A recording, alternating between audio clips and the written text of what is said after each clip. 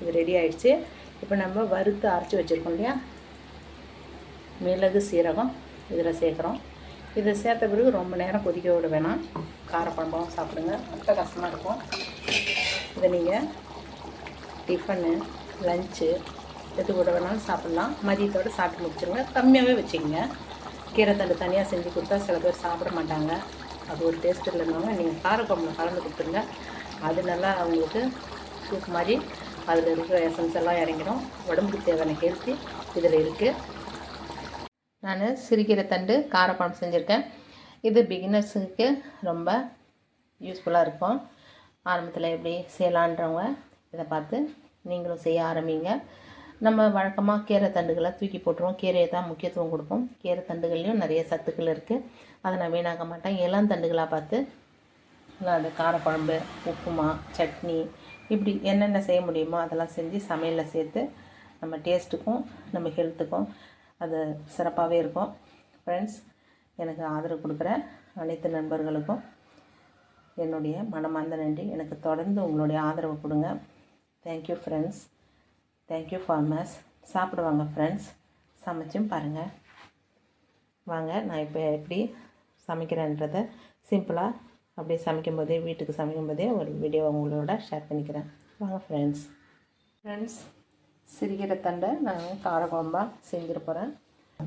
தக்காளியும் புளியும் கொஞ்சம் சுடு தண்ணியில் வேக வச்சுருப்பேன். ரொம்ப வேக வைக்கிறதுல ஒரு நிமிஷம் அந்த புளி தக்காளி நல்லா கரையும்.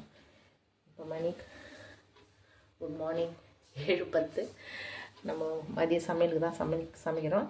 இப்போ நான் இந்த மாதிரி வானலில் சீரகம், இது மிளகு, இதை எண்ணெய்லாம் சேர்க்காம அப்படி நம்ம பொன்னிறமாக வறுத்து எடுத்துக்கலாம். இதை கடைசியாக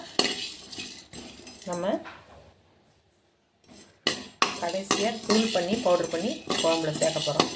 நம்ம மிளகு சீரகத்தை எடுத்துகிட்டு சமையல் எண்ணெயை காய வச்சு இது பண்ணிவிட்டு வெந்தயம் சேர்த்துக்கிறோம். தாளிப்புக்கு வெந்தயம் ரொம்ப கருகி போகாமல் பார்த்துக்குங்க. லைட்டாக வந்தாலே போதும், வாசனை கமகமன்னு வரும். நான் கருவேப்பிலை,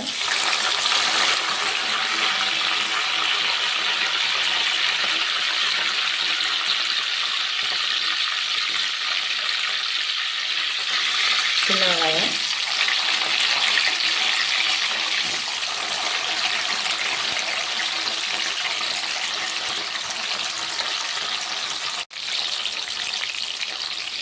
முழு பூண்டு,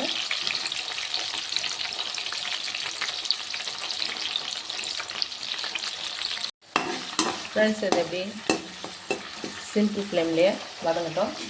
நம்ம கொஞ்சம் வெங்காயமும் கொஞ்சம் பூண்டும் இந்த மாதிரி பல்ஸ் பண்ணியும் நம்ம வதக்கிறது தான் சேர்த்துக்கணும். இது தண்டு நான் கடைசியாக தான் சேர்க்க போகிறேன். இப்போ நான் வதக்க மாட்டேன், உரம் வச்சிடுறேன்.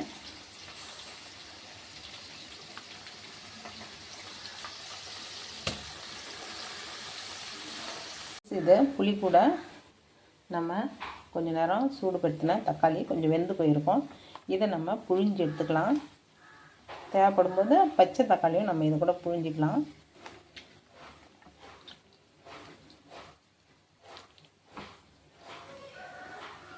தக்காளி நீங்கள் ஒரு குழிவான பாத்திரத்துலேயே வச்சு புழிங்க. இது புழியும்போது நம்ம மேலே அடிச்சிடும் இல்லையா?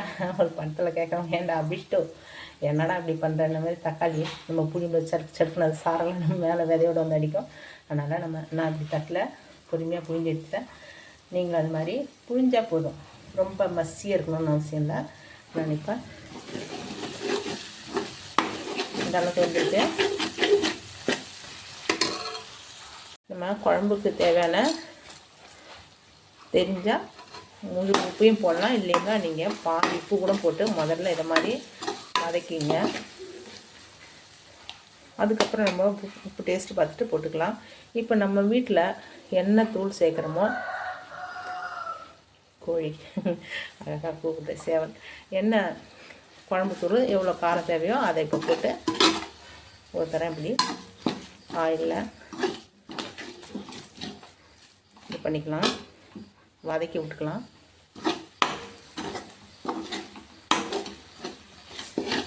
கொஞ்சம் ஆயில் கம்மியாக இருந்ததுன்னா நமக்கு வந்து இருமல் இதெல்லாம் வரும், தும்மல்லாம் வரும். மிளகாத்தூள் காஞ்சி போய் இந்த இதில் வந்து நான் தக்காளி சாறை இதில் சேர்த்துட்றேன்.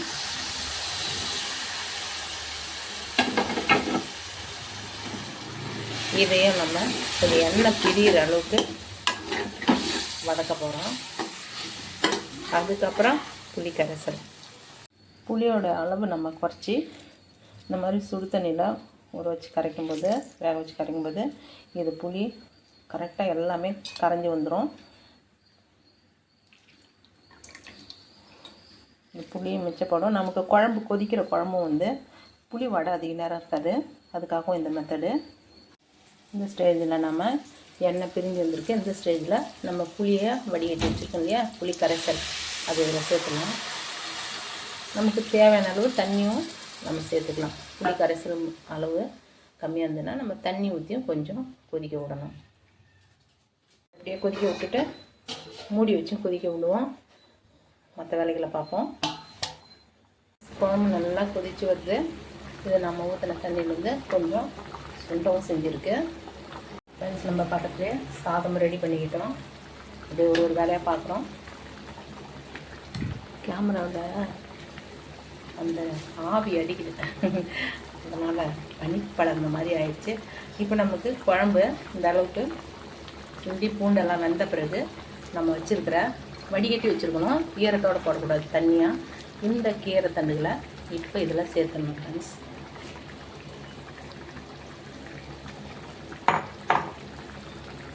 நம்ம கடைசியாக கீரை தண்டை சேர்க்கறது வந்து அதோடைய முழு பலனும் நமக்கு கிடைக்கணும்னு தான், சத்துக்கள்லாம். இப்போ மஞ்சள் தூள் சேர்த்துக்கணும். நான் எப்பயும் குழம்புலையோ மற்ற பொருளையும் மஞ்சள் தூளும் கடைசியாக தான் சேர்ப்பேன்.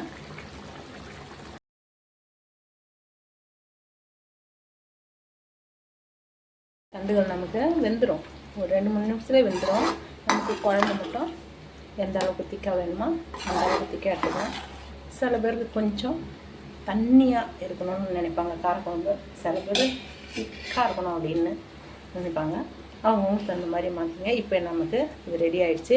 இப்போ நம்ம வறுத்து அரைச்சி வச்சுருக்கோம் இல்லையா, மிளகு சீரகம் இதில் சேர்க்குறோம்.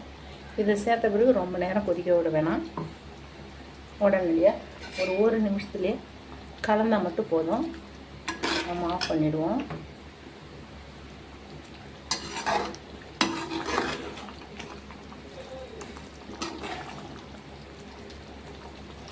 நமக்கு அருமையான சிறுகீரை தண்டு காரக்குழம்பு. மிஸ் பண்ணாதீங்க. கீரை தண்டை காரக்குழம்பாகவும் சாப்பிடுங்க, அட்டகாசமாக இருக்கும். இதை நீங்கள் டிஃபனு, லஞ்சு எது கூட வேணாலும் சாப்பிட்லாம். மதியத்தோடு சாப்பிட்டு முடிச்சுருங்க. கம்மியாகவே வச்சுக்கோங்க. கீரை தண்டு தனியாக செஞ்சு கொடுத்தா சில பேர் சாப்பிட மாட்டாங்க. அது ஒரு டேஸ்ட் இல்லைனாலும் நீங்கள் காரக்குழம்புல கலந்து கொடுத்துருங்க. அது நல்லா அவங்களுக்கு சூப் மாதிரி அதில் இருக்கிற எசன்ஸ் எல்லாம் இறங்கிடும். உடம்புக்கு தேவையான ஹெல்த்தி இதில் இருக்குது.